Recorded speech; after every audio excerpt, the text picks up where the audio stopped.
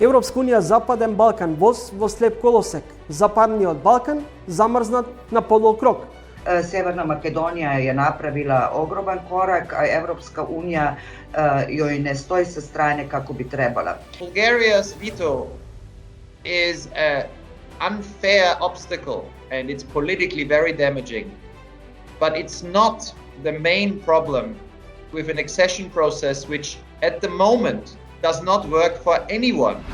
Заев е разочаран од блокадата на Радев, кој гледа кон минатото, наместо да се осврнат кон нивнината погледи од Софија и Скопје. Све зависи од волјата и од храброста на македонските политичари да погледнат реалноста таква како што е. Се очекува од нас да ги исполниме сите реформски процеси кои што се однесуваат на трансформација и на нашата економија.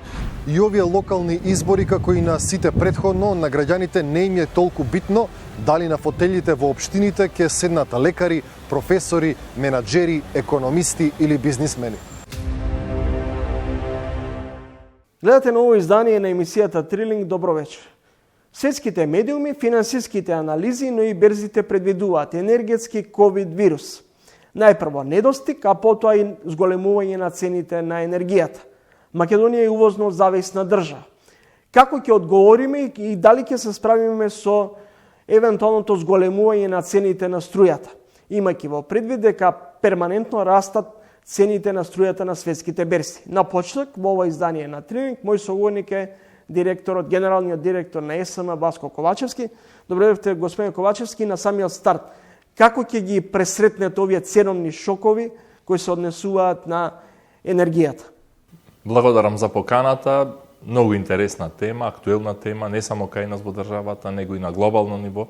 Пред се во европскиот континент, енергијата е берзански производ и берзата покажува висока нестабилност на цените на електричната енергија во овој период од годината.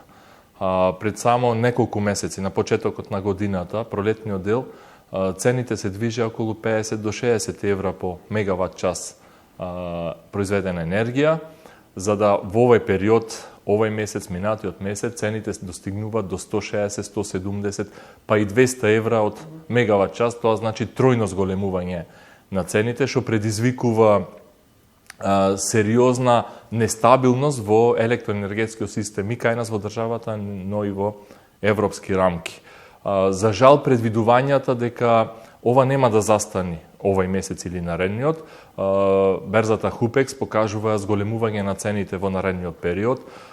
За месец ноември-декември се предвидува помеѓу 200 и 250 евра, јануари-февруари исто така се зголемува, тоа е базната цена на енергија. Пиковата на вршната енергија може да достигне до 300 до 350 евра од мегават час и тоа создава една несигурност и нестабилност кај сите нас.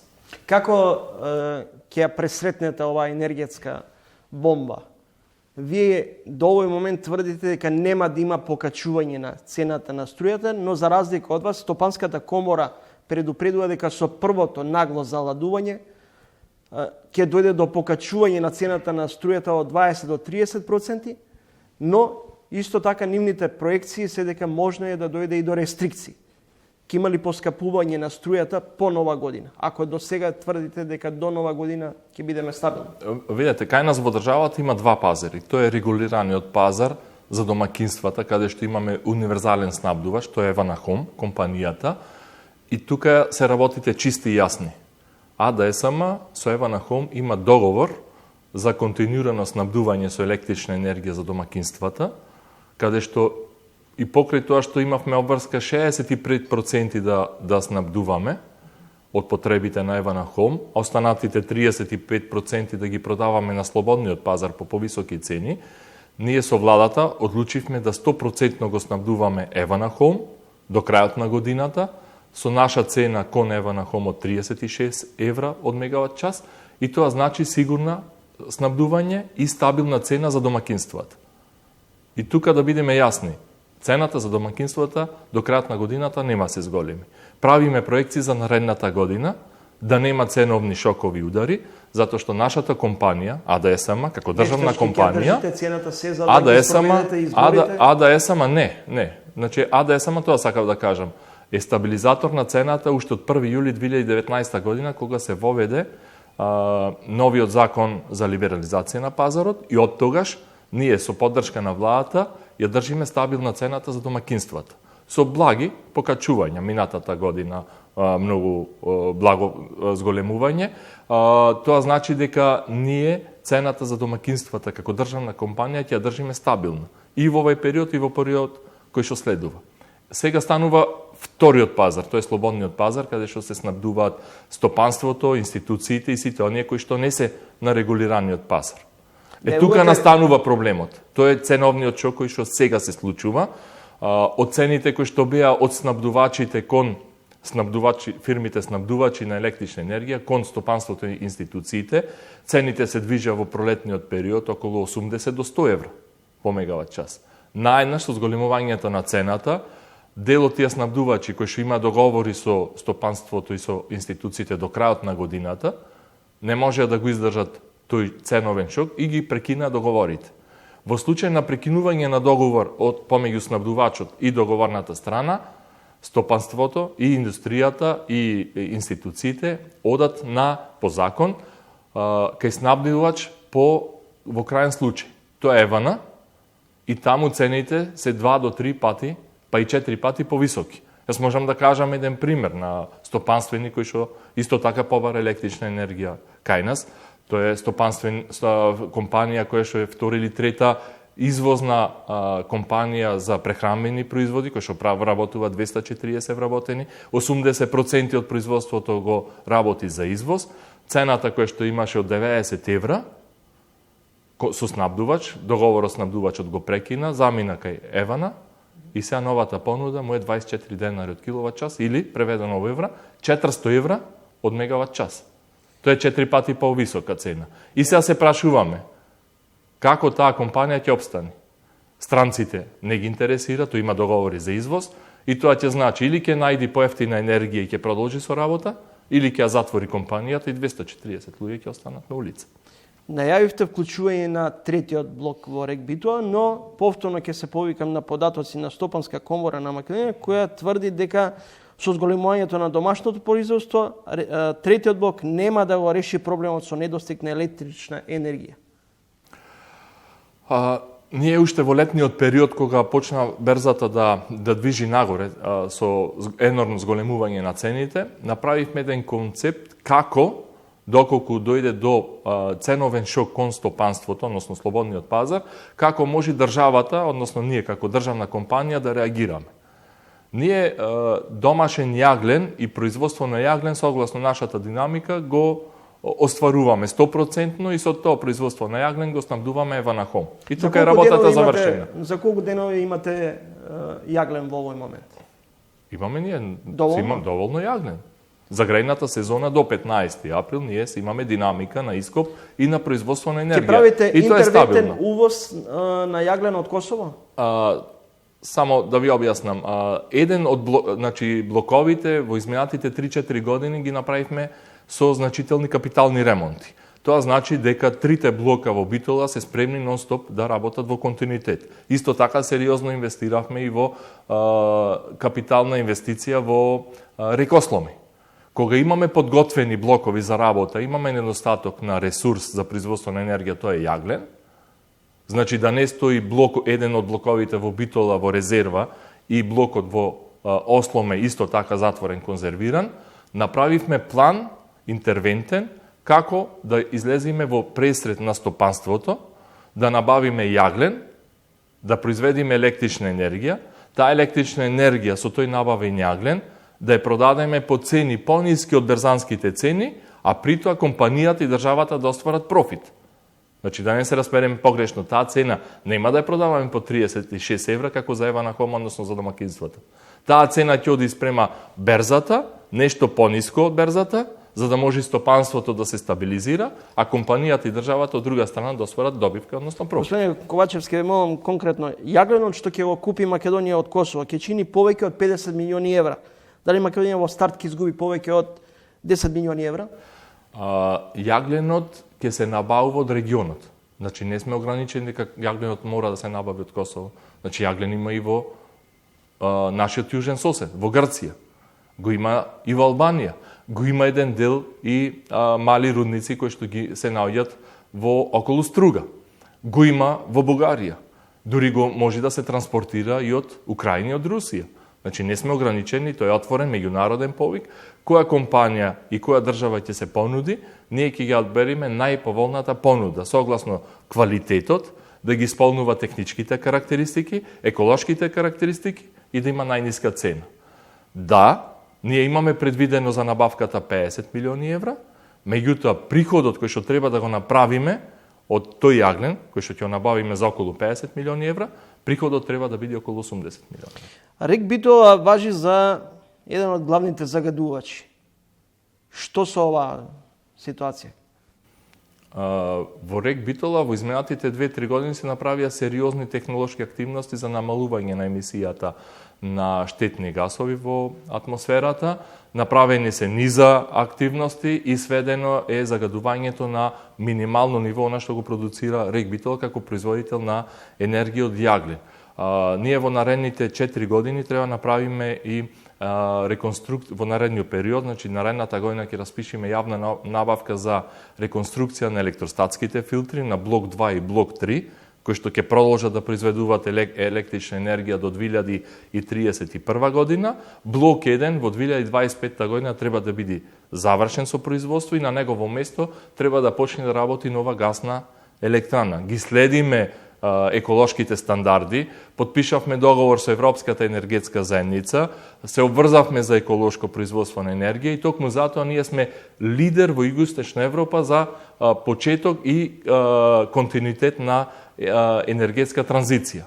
Односно запирање на производство од јаглен до 2030-31 година заедно со Шпанија, а при тоа на местото на производството на електрична енергија од јаглен, ние ќе произведуваме електрична енергија од обновливи извори, најповеќе од фотоволтаиците кои што во моментот се градат во Осломи и се предвидени за се градат на други локации, ветерните паркови кои што ги имаме и секако капитален најголем проект кој што се очекува да го завршиме до крајот на годината или во почетните месеци на наредната година, тоа е хидроелектраната Чепре.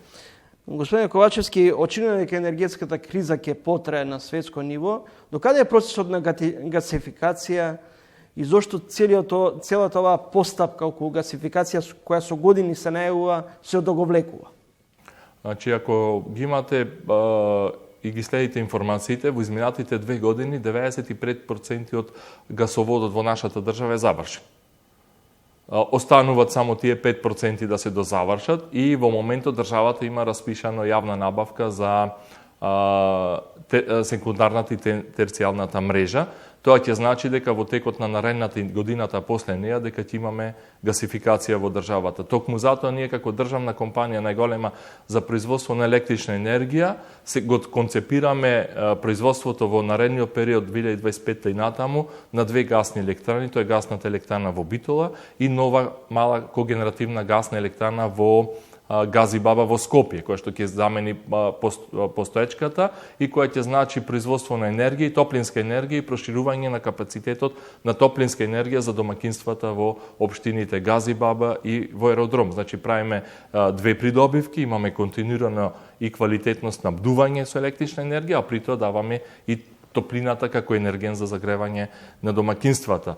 Во исто време го подпишавме договорот и со Александрополис, интерконекторот кој што треба да стигне од Александрополис до Неготино. Значи ќе имаме можност за дизерфикација, тоа ќе значи можност на избор од каде ќе го набавуваме гасот. Дали ќе го набавуваме гасот преку Бугарија или преку Грција. Изборот ќе биде наш и тогаш цените ќе бидат пониски. Во план како компанија и како држава имаме во наредниот период и за ТЕЦ Неготино, каде таа електрана наместо да произведува електрична енергија од мазут, треба да се пренамени во производство на енергија од газ. Господине Ковачевски, во оваа игра на и овие шокови кои ни се предизвикани од енергетската криза, дел од домашните оператори водат очигледно некаква потајна битка, војна. Случајот со председателот на регулатор на Бислимовски е знак дека има битка. Дали е ова битка меѓу бизнис компаниите со струја или станува збор за политичко бизнис релации меѓу двете влијателни најголеми партии? Инцидентот кој што настана пред неколку денови со еден од собствениците на фирма Снабдуваш со председателот на регулаторна комисија е изолиран случај. Тоа е случај за кој што државата и институциите ќе си постапуваат. Ова не е политичка битка, ова е битка на берзата. Ова е битка на големите сили, каде што ние знаете како држава сме многу мали и не сме мојни да сериозно влијаеме на тие енергетски битки на глобално ниво. Ние треба да го заштитиме домашното производство, да имаме повеќе домашно производство, со тоа ќе имаме пониска цена, меѓутоа и уште поважно, да го заштитиме електроенергетскиот систем од државата. Тој треба да ни биде стабилен. Ако имаме стабилен систем, ќе имаме стабилна економија. Токму затоа проекциите кои што ние ги правиме заедно со Стопанската комора, заедно кога седнуваме на маса, правиме проекции. Како во овој период да го заштитиме стопанството?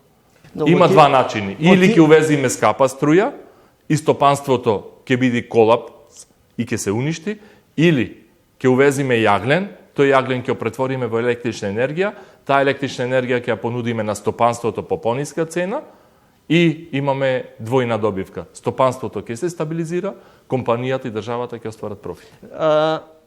Имате постојана координација со стопанствениците, но очигледно има разлики во однос на позициите. Вие тврдите дека нема да има поскапување на струјата, за разлика од вас Стопанска комора предвидува дека со првиот бран на заладување може да дојде до покачување до 20-30% на струјата. Прашањето ми е директно. До крајот на годината тврдите нема поскапување, што после 1 јануари?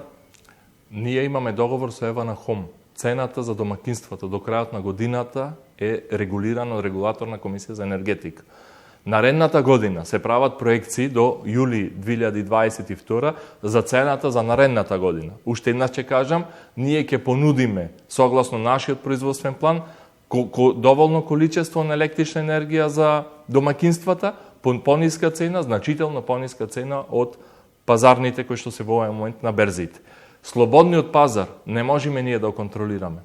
Слободниот пазар е слободен пазар за набавка на енергија на стопанството и на институциите. Тука берзата ги диктира цените. Повторно ќе кажам, и во таа страна ЕСМ може да влези како стабилизатор на цената, доколку се набави јаглен и се произведи домашна поевтина електрична енергија. Ви благодарам за гостувањето во емисијата. Ви благодарам и на вас. Почитувани гледачи, тоа беше првиот човек на ЕСМ, господинот Ковачевски. Is an unfair obstacle and it's politically very damaging. But it's not the main problem with an accession process which at the moment does not work for anyone. It doesn't work for Albania, it doesn't work for Montenegro, it doesn't work for Serbia, it doesn't work for Bosnia, and it doesn't work for the EU. That's the problem. That's the main problem to solve.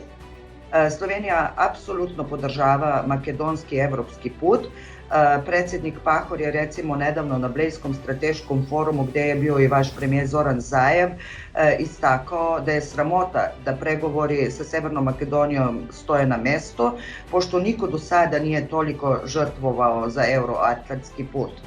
Иднината на односите и начинот по кој што ќе се развива треба да зависат од директните разговори меѓу Софија и Скопје. И мислам дека доволно време се загуби. Направо можам да кажам дека последните 3 години се тотално загубени за Македонија во некакви измислени надежди и очекувања дека работите може да се решат со некакво странско влијание во Софија. По самитот во Словенија, Балканот не е ниту во чекалницата за Брисел. Дали Меркел всушност ја дешифрираше дипломатската реторика и порака од официјален Берлин, дека Германија никогаш не давала временска рамка, докога земјите од Западен Балкан би се приклучиле во европското семејство. Марта Разбошек е новинар и уредник во телевизија Словенија. Долги години била и дописник од Белград. Разбошек, која беше и на самитот во Словенија, со своји видувања за емисијата Трилинг. Verovatno za neke zemlje, sudeći po izjavi nemačke kancelarke Angele Merkel, bi do proširenja moglo doći i prije 2030. godine koje je predlagalo slovenačko predsjedavanje, odnosno slovenački premijer Janez Janša, kao godinu u kojoj bi se Evropska unija raširila na regiju Zapadnog Balkana. Merkel kaže da bi recimo Crna Gora mogla da postane članica Unije već i 2026. godine, ako do tada okonča pregovore.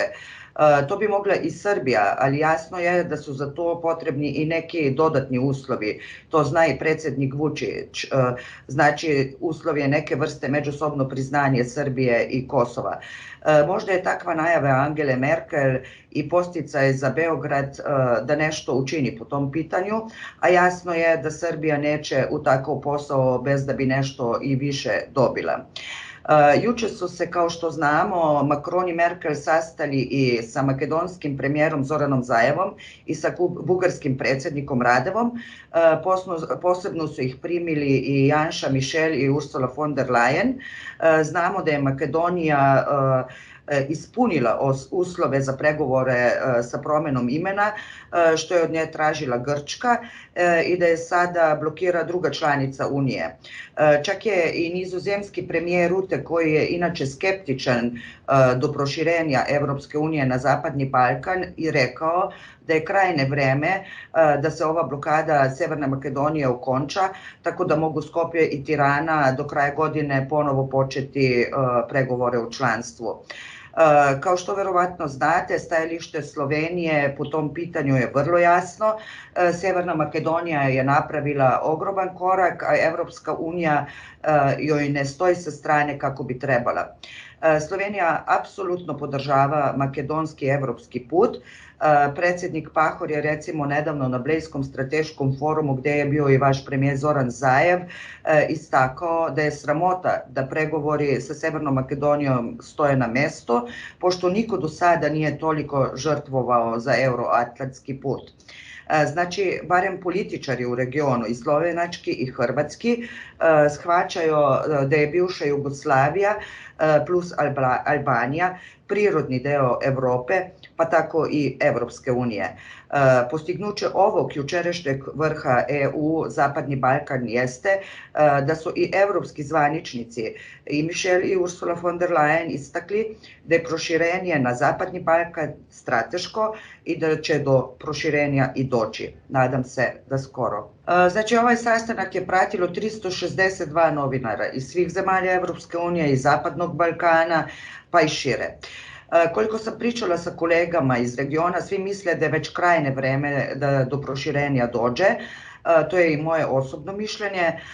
Ja sam radila kao dopisnik sa Zapadnog Balkana, odnosno iz Beograda, od 2007. do 2016. godine i pratila sam ceo region, znači često sam bila i u Makedoniji, pratila sam i rad prošle vlade VMRO DPMNE Nikole Grujevskog, kasnije sam bila jedna od prvih novinara, recimo tako sa Zapada, koja je pravila intervju sa Zoranom Zaevom o njegovim idejama za Makedoniju još pre nego što su počeli protesti, pre nego što je preuzeo vlast. To što je napravio kao predsjednik vlade i dogovorio se sa Grčkom, ja mislim da je veliki korak, iako neki kod vas misle da ne bi trebao pristati na to.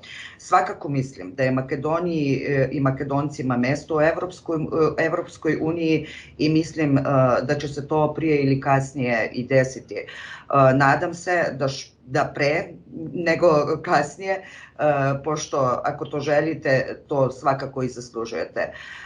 Evropska unija ima po mom mišljenju velikih problema i sama sa sobom, ali je još uvijek nešto najbolje što smo po mom mišljenju u Europi smislili do sad. Zato vam želim na tom putu svu sreću. Pozdrav iz Ljubljane. Дел од западните медиуми ја искористија шансата да ја искритикуваат помалку политичката реторика и резервираност кон проширувањето. За првична реакција околу тоа како ги оценува заклучоците од самитот во Словенија и на што се должи противењето на земјите членки во однос на процесот на проширување, побаравме реакција од директорот на Европската иницијатива за стабилност Гералд Кнауст. Well, this was a summit of no surprises. which is a problem. If you look at the fact that North Macedonia, in the eyes of the European Commission, has made as much progress moving closer to EU standards in recent years as Montenegro, without any accession talks, you realize that there is something wrong with the accession talks. You know, if they don't actually produce change, if they don't get you closer to joining, they're empty. And EU member states, some of them which are worried about countries joining which are not prepared, use this as an excuse to slow down the process even more. I think at this moment, setting a date like this will not convince anyone that it's a real process. The problem is we need to get started. We need to show, we, that means those who believe in the European integration of all the Balkans, which is what my colleagues and I have been arguing for 2 decades now, that this is the only way to create a situation where conflict is unthinkable and where prosperity and catching up is guaranteed, as it is in the case of Romania or the Baltic states. If we want to make progress, we need to suggest concrete steps today that transform countries. And our proposal, which I think is still the best proposal that is realistic, that has a chance of working, is for the next German government, for the French presidency next year, and for the Swedish presidency after France, to define a clear goal that any Balkan country that meets all the conditions to join the single market should be able to join the single market as quickly as possible, in 5 years, in 6 years, after meeting the conditions, and then to open all the chapters with all the countries now that lead to the single market. Because once you are in the single market, the chance of convincing skeptics that you can meet all the conditions and that you are an addition and not a burden for the EU, this case is then much easier to make. Well, I think, well, clearly what Bulgaria has been doing has been very damaging. It has been unfair. It has even been dangerous, because once you bring in different views on history and make them a condition in the accession process becomes impossible. Just imagine other countries making demands that concern history to their neighbors. I mean, a history that is very controversial all over Europe. This would never have worked for previous enlargements, and it will not work now. But the real problem is a different one.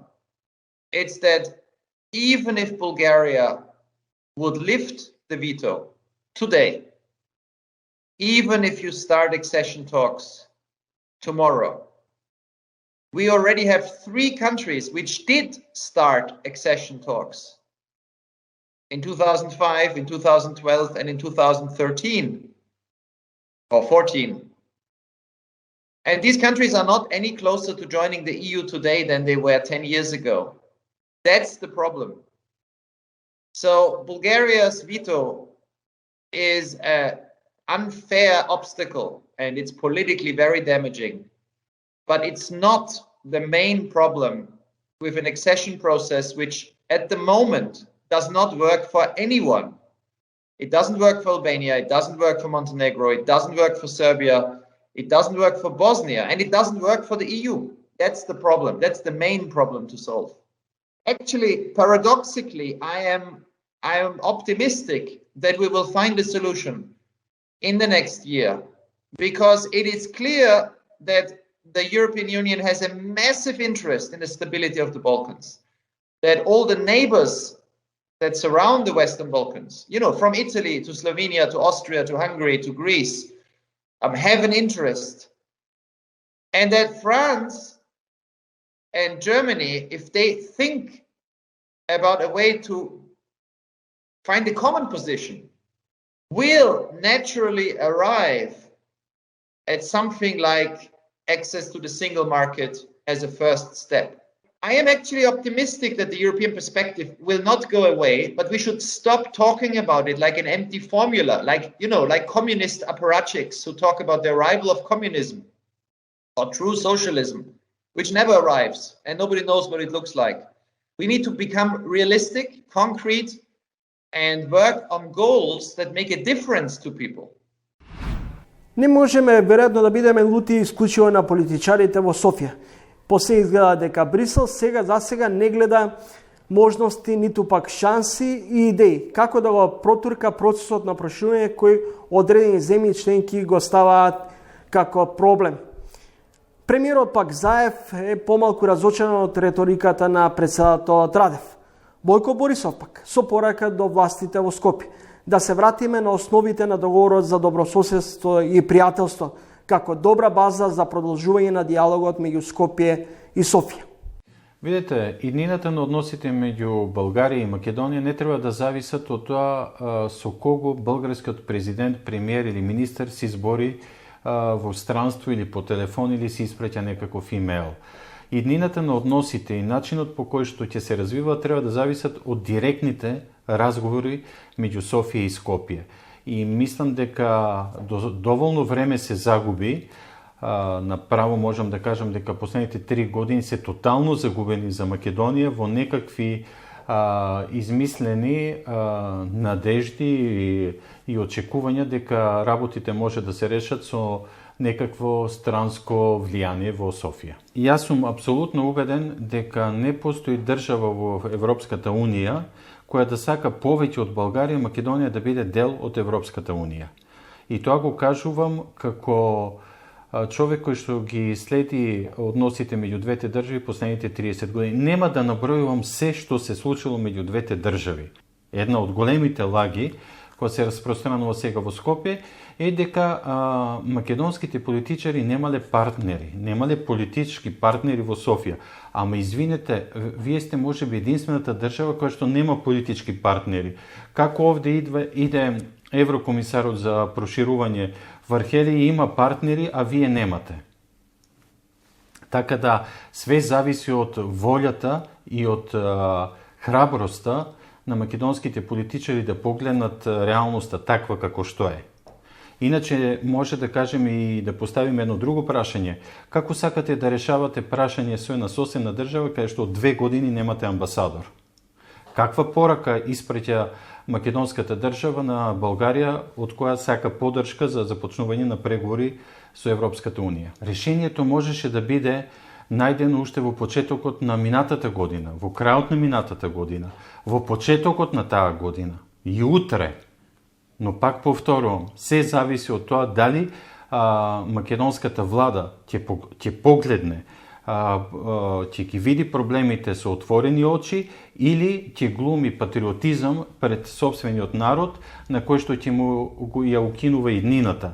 Видете, на секое прашање кое што се поставува, на секој проблем што треба да се реши, ние што слушаме, не го даваме идентитетот, не го даваме јазикот. Ама кој ви го бара, кој ви го сака идентитетот и јазикот? А некои дури си позволуваат да ќутат на некакви меѓународни форуми 16, 20, 50 секунди или 100 секунди или 16 години, но да не учествуваат во решавањето на проблемите. Проблемите не се решават со ќутење и со глумење, а со активно, храбро учество во диалогот со Софија. Македонија не е тема. Јас не сум согласен дека точно на 25-та минута од вестите треба да биде тоа прашање, но тоа е факт, тоа е реалноста. Така да, од вас зависи дали тоа ќе биде вест број 1, една прва вест, или ќе биде, можеби, после прогнозата за времето, ако така продолжуваме. Цела Источна Европа се промени. Видете докаде стигна Полска, видете Чешка.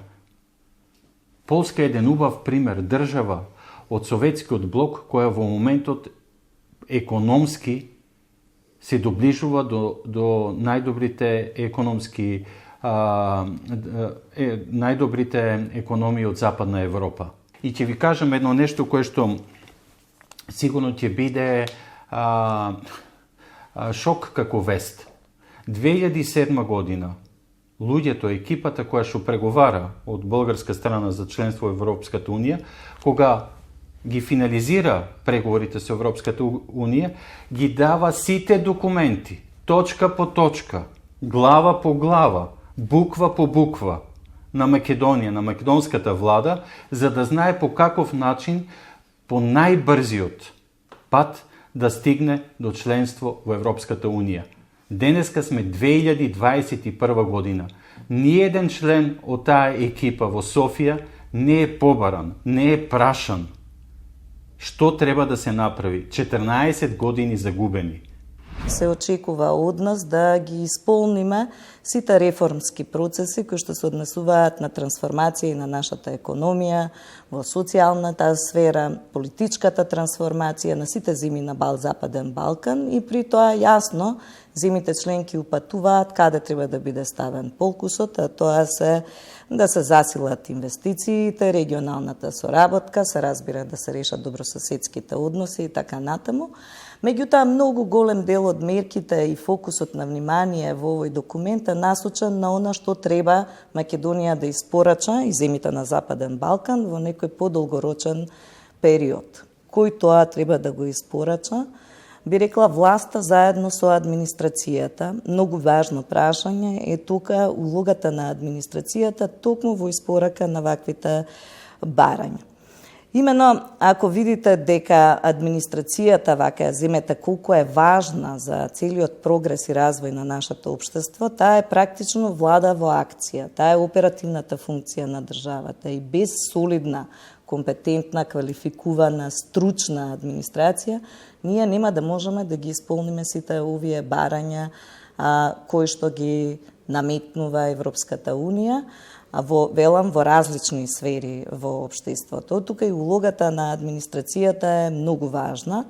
Дали е таа денеска, дали успеавме 20-30 години наназад да изградиме квалитетна, стручна и професионална администрација, би рекла дека сериозно заостануваме во овој сегмент, дека нашата администрација е целосно поделена, политичките партии имаат огромно влијание, станува трома, гломазна и не успева да исполни се она што е очекување на граѓаните. Во караванот со политичката естрада за престојните локални избори има секакви кандидати. Актери, пејачи, спортски работници. Но ги нема урбанистите, градежниците, архитектите. Каков профил на градоначалник преферираат најголемиот дел од македонските граѓани? Зошто ги нема архитектите? Зошто нема бизнисмени? Еве го прилогот и истражувањето кое го направи нашиот Игор Стојанов. Пред почетокот на локалните избори истражуваме што е она што граѓаните го бараат и сакаат. Кои се профилите на политичари за кои е можно да го дадат својот глас? Дали тоа се лекари, бизнисмени, архитекти или пак на граѓаните им е битно нешто сосема друго? Лекарите евидентно ги има многу, а архитектите, кои наводно знаат да го решат урбаниот хаос и бетонизацијата, ги има малку. Може би е најдобро да знае да менаџира, но и да знае да менаџира треба да има тим со кој треба да менаџира. А тоа нешто, мислам дека во наши услови е тешко. Во оваа наша ригидна поделба, племенска да кажам, партиската поделба мене ми личи на некоја племенска поделба, каде што секој граба или учествува со она што партијата, племето ќе побара. Меѓутоа, на граѓаните не им е толку важно која професија ќе биде нивниот иден градоначалник. Многу невладени организации и научни работници правеле истражувања токму меѓу граѓаните. Што е она што на нив им е важно? Во тоа истражување примарно беа тие вредности на честност како водачка и тоа убедливо водачка што се бара од градоначалниците и веројатно тоа им дава предност на нови кандидати во однос на актуелните, особено тие што не покажале посебни резултати. Вторите и третата би рекол е трудолюбивост и одговорност, што укажува на дека сака да видат резултати граѓаните, односно тоа што е ветено од актуелните градоначалници во голема мерка да биде исполнето или да се види дека се прават големи напори да се подобри животот во нивните средини.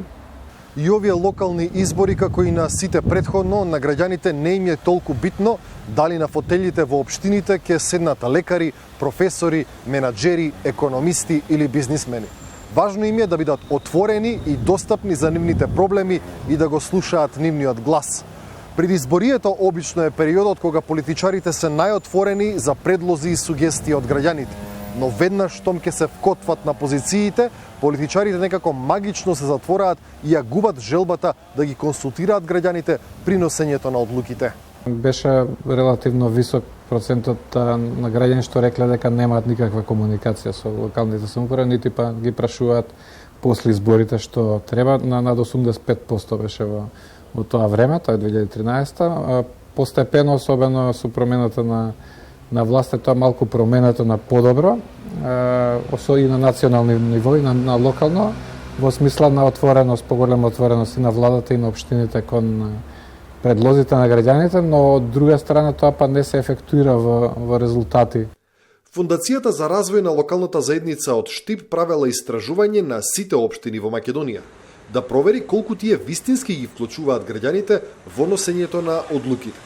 Покрај анкетирањето на репрезентативен примерок, тие направиле фокус групи и интервјуа со градоначалниците, за да дојдат до релевантни податоци. За жал, резултатите што ги добивме се поразителни, иако исто тоа 2017, верувам дека резултатите се немаат битно променето.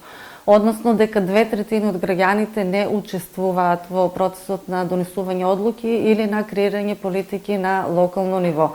Но тоа што исто така е важно и од тој мал процент што учествува има забелешки на тоа, а тоа е дека нема повратна информација од страна на институциите за нивните предлози и барања. Законот за локална самоуправа им дава можност на граѓаните да учествуваат во носењето на одлуките на локално ниво, но многу малку од тие алатки се користат. Од независноста на Македонија до денес, на локално ниво, има само 4 референдуми и само 2 граѓански иницијативи. Другите форми на учество воопшто не се користени. Друг проблем е неконзистентноста на користењето на некои од механизмите. Се случува, не знам, да се користи отворен ден кај градоначалникот, да се случува во одреден период, меѓутоа следната година тоа го нема или се случува во друг месец, друг ден, па така луѓето на крајот остануваат збунети и не знаат каде и кога да се обратат. Ние како организација ги следевме и веб страниците на општините во поглед на тој отворен ден на градоначалниците, кога имаат приемен ден за граѓаните. Многу мал процент од општините имаат јавно објавено кој е тој ден и во кој период градоначалникот е достапен за граѓаните. Универзитетскиот професор Страшко Стојановски лоцира дека во Македонија нема доволно ниво на децентрализација. Кај нас, дури и на локално ниво, главниот збор го има централната власт. Дојдовме до заклучоци дека првин доминира тој така наречен етатоцентричен модел, кај што државата доминира дури и во делот на донесувањето на одлуките во рамките на единиците на локалните самоуправи, односно нивните ингеренции се уште остануваат релативно мали и можеме да заклучиме дека имаме суштински недостаток кој што се однесува на недостатокот од суштинска децентрализација во рамките на државата. По Законот за локална самоуправа на располагање на граѓаните им стојат иницијативи, референдуми, представки и предлози, собир на граѓани, јавни трибини и од неодамна форуми на заедницата. Тие форуми се влезени во статутот на 59 од 80 општини, а само 1 до 2 општини ги користеле само иницијативно досега. Дефинитивно треба поголема отвореност и на општините и соработка посебно со граѓанските организации. Затоа што граѓанските организации на некој начин ги застапуваат сите тие различни интереси на различни групи на граѓани и можат ефективно да ги проследат и да ги застапуваат нивните интереси. Суштински проблемот е во комуникацијата со органите на единиците на локалната самоуправа со граѓаните. Градоначалникот треба да биде пред себе менаџер и да го преведува јазикот на народот версус јазикот на политиката. Разбирате? Треба да биде меѓа помеѓу политиката и народот.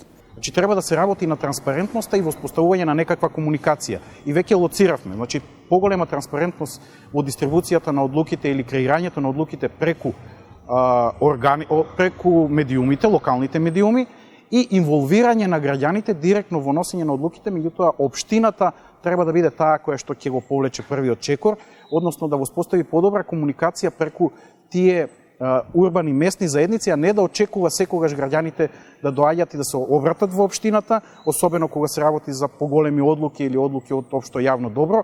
Ви реков, граѓаните ако се лично засегнати, тие реагираат, меѓутоа и кога реагираат, тоа е најчесто посвестно кога одлуката веќе е донесена. Значи, тука имаме реален проблем, меѓутоа проблемот не е да го зголемиме капацитетот на салите, проблемот е во незаинтересираноста, условно кажано, на граѓаните и незаинтересираноста на политичките власти да ги вклучат граѓаните во носењето на тие одлуки. Во предизборната кампања не можете да се ослободите од политичарите. Ги има насекаде, на секој билборд, на секој ќош, на секоја телевизија. Но после доаѓањето на власт, според сите анализи и истражувања, не ги интересира многу мислењето на граѓаните. А граѓаните, токму тоа им е најважно. Според сите истражувања, тие ќе го изберат градоначалникот кој најмногу ќе ги слуша нивните идеи и предлози.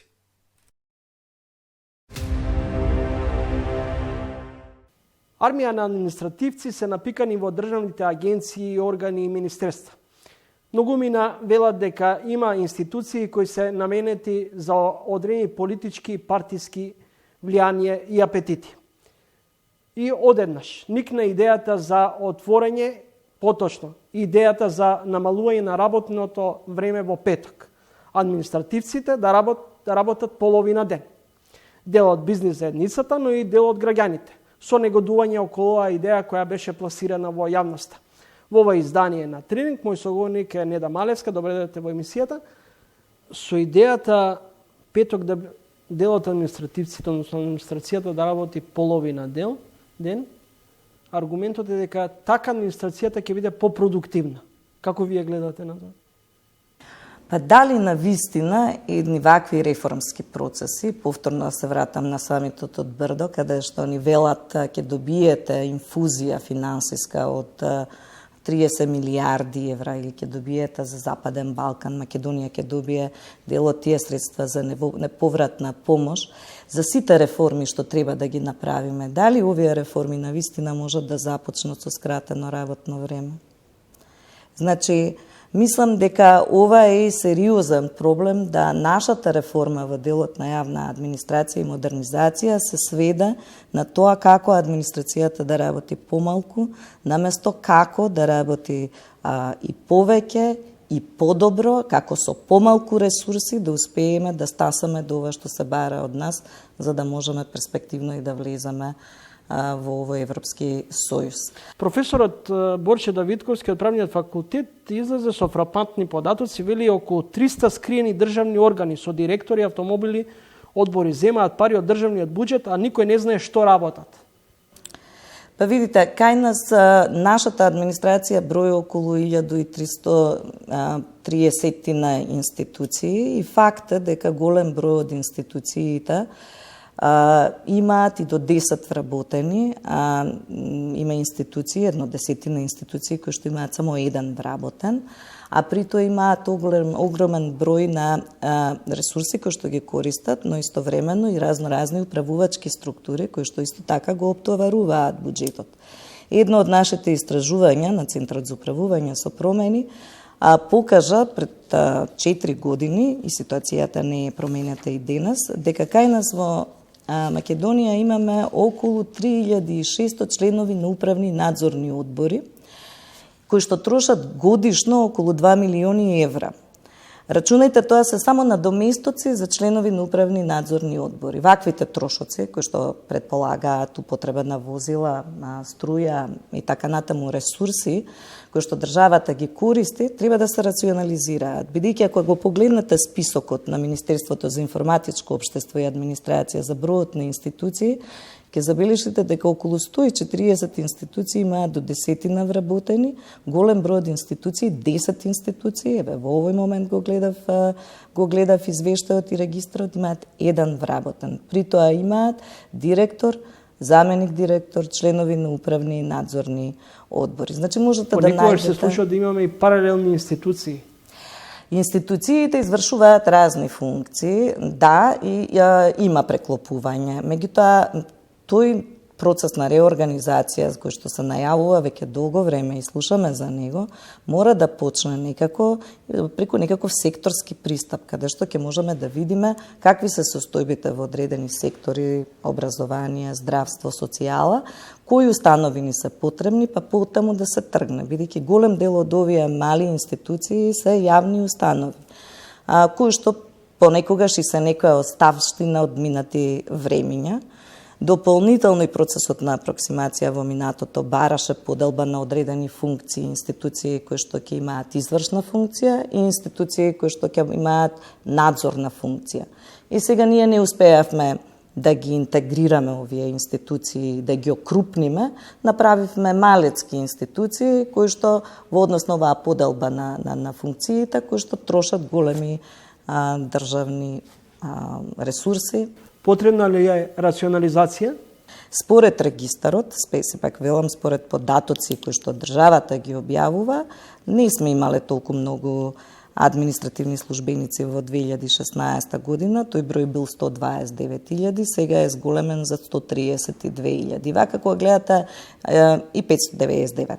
Вака кога гледате во бројки не ви изгледа можеби многу, меѓутоа имате предвид дека од администрацијата по пат на остварување на право за пензија, едно 3 до 5% административни службеници годишно се одлеваат и по други основи заминуваат од администрацијата. И ние овие реални бројки за зголемување на администрацијата не ги гледаме, не се прикажани во регистрите, бидејќи навидум вака ќе речете се зголемил бројот за 20.000, а всушност овој број е многу поголем. И тука не влегуваат ниту привремените вработувања, ниту договорите на дело кој што ги склучуваме при работата и испораката на услугите, така да сериозен апарат е администрацијата, велам, но повеќе би сакала да го насочиме вниманието на тоа што администрацијата испорачува, наместо само да го гледаме низ призма на бројка. Значи, какви резултати произведува оваа администрација, велам, кој што е клучниот оперативен апарат на државата. Премиерот Заев неодамна со изјава власта може да се односно администрацијата може да се департизира само ако СДСМ и ВМРО-ДПМН бидат во владата. Тоа би било по принципот 5 мој, 5 ваши. Администрацијата треба да се обиде да ги прибере најстручните луѓе, а не да ги именува единствено по припадност на одредена политичка партија. И повторно едно истражување кое што кај нас го правиме, тоа прилично ја деморализира администрацијата. Знаете како администрацијата смета дека во одреден период луѓето внатре се онеправдани или исклучени од процесите, баш заради овие политичко-партиски несогласувања и препреки. Владата вели, за да стигнеме до швајцарски плати, потребно е многу повеќе да работиме. Да бидеме објективни, бидејќи кризата сите не засегна, администрацијата не го понесе товарот, незините плати не беа загрозени, покрај тоа што владата во тоа време иницираше намалување на платите за 30%, тоа не се случи. Приватниот сектор, голем дел од луѓето во приватниот сектор остана и без работа, без плати, се разбира и со сите други финансиски импликации од кризата, администрацијата повторно остана заштитена. И тука е револтот кај граѓаните, ова што го споменавте, кај приватниот сектор. Зашто не е само регресот за годишен одмор, тој заедно со ова работно време, овој предлог за работно време, каде што 36 часа според новиот закон ќе се смета за полно работно време, тоа нема да се одрази финансиски на администрацијата. И стажот незин, и платата ќе и остане иста. Додека пак ако земете таква мерка во приватниот сектор, доколку ги пријавите вработените во мојата организација на 36 часа, тоа ќе се одрази на нивниот стаж и на нивната плата. Значи ќе има значително намалување. А ваквото законско решение како што сега го донела, не работел ќе добиеш целата плата. Ќе добија целата плата, ваквото законско решение, Велам кое што повторно зборува за една неправда помеѓу приватниот и јавниот сектор. Во поразвиените држави тој процес оди рака под рака, иако администрацијата работи во петок со скратено работно време, таква е практиката во дел од приватниот сектор, најголем дел од приватниот сектор. Значи, тие два просеци мора да бидат на некој начин синхронизирани. Вака предизвикувате револт во приватниот сектор непотребно, а всушност ние имаме потреба да работиме и повеќе од ова што работиме сега, за да можеме повторно ќе речем да ги стасаме овие реформски процеси. Ви благодарам за гостувањето во емисијата. Ви благодарам и вам. Гледавте Трилинг, а ние полека отрпнуваме од главоболките од нашето секојдневие. И не е се само политика. Во наредните емисии на Трилинг имате можност да гледате интересни и несекојдневни идеи, теми и соговорници. До видување и ви закажувам нова средба за 7 дена во исто време. Петок, 20 часот и 45 минути.